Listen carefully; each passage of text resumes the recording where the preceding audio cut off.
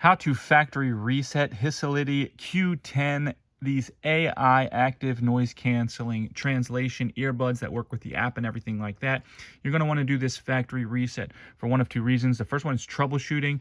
If you're only getting sound out of the left earbud or the right earbud, or if they're not pairing with your iPhone or other device, or if they keep disconnecting, you're having any issues with them freezing, stuff like that, a factory reset can fix a lot of those things.